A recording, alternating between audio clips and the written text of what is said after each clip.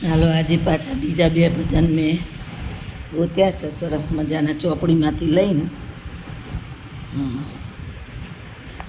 હું બંસરી તમારી, બહુ સરસ શબ્દો છે. તમે શ્યામ બનીને આવો અથવા તો રાધિકાના ઘનશ્યામ બનીને આવો. મીરાએ ભક્તિ કીધી, રાણાએ ત્યાગી દીધી. મીરાએ ભક્તિ કીધી, રાણાએ ત્યાગી દીધી.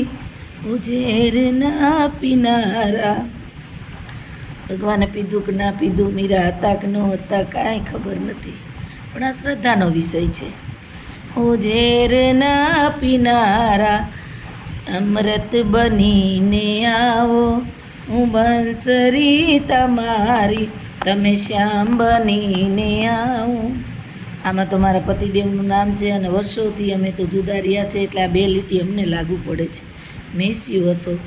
આંખોને તકલીફ હોવાથી મેં રોવાનું મૂકી દીધું છે. હવે અંદરો અંદર યાદ કરું છું તમને.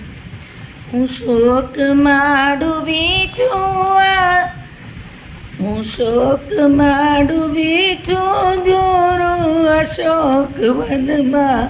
હું શોકમાં ડૂબી છું, જોરો અશોક વનમાં.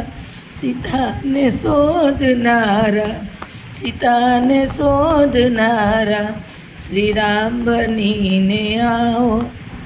બંસરી તમારી, તમે શ્યામ બનીને આવો. નરસિંહ મહેતાની ઊંડી છે રૂપિયા 1600ની. નરસિંહ મહેતાની ઊંડી છે રૂપિયા 1600ની. ઊંડી સ્વીકારવાને, ઊંડી સ્વીકારવાને, શામળ શા બની આવો. હું બંસરી તમારી, તમે શ્યામ બનીને આવો.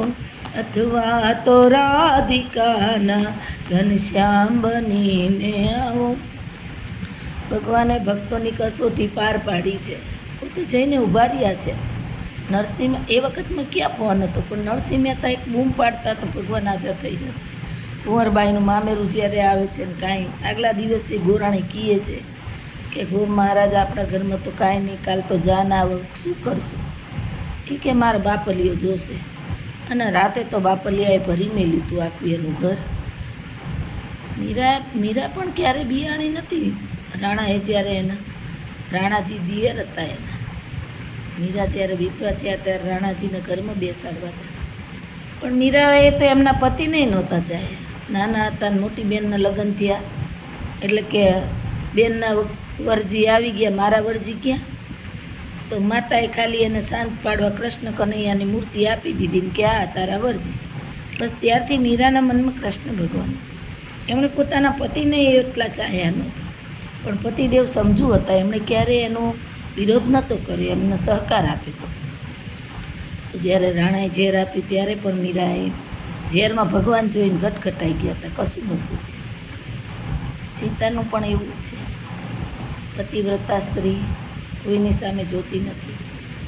સ્ત્રી એકવાર પરણે છે ને એટલે એ મા બાપે જે નક્કી કર્યું હોય, પોતે પસંદ કર્યો હોય તો ભલે, એ જેને પરણી છે એ જ એના માટે દેવને ઈશ્વર બની જાય છે અર્થી નીકળે ત્યાં સુધી. બાકી આખી દુનિયા એના માટે મા બાપ ભાઈ બહેન હોય છે. તો સીતાને પણ જ્યારે 14 વર્ષનો વનવાસ થાય છે ત્યારે ભગવાન લડે છે એમના માટે. ભગવાને તો ખોટું પોતાના માથે વિજય દાખવ્યો છે. ખરો વિજય તો સીતાજીએ કર્યો હતો કે વનમાં બેઠા હતા, કેટલાની વચ્ચે બેઠા હતા, તો એ રાવણ એમની સામે જોઈ શક્યો નહોતો. ત્યાં એમનું સતીત્વ સબળ હતું. ત્યાં જ રામની જીત ત્યાં જ થઈ ગઈ હતી. નકર જો સીતા રાવણના ઘરમાં બેસી ગયા તો રામ શું કરત? પણ રામને જીતાડનાર જ સીતાનું સતીત્વ હતું. ક્યારે સતીત્વવાળી સ્ત્રીઓ ઉપર શંકા ન કરી. અત્યારે સ્ત્રીઓ પુરુષો એવા થઈ ગયા છે ને કે સાચા પુરુષો ઓળખાતા નથી કે સાચી સ્ત્રીઓ ઓળખાતી નથી. જેના માટે જી હોય ને ઈશ્વર જ હોય છે, એના માટે બીજું કોઈ હોતું નથી.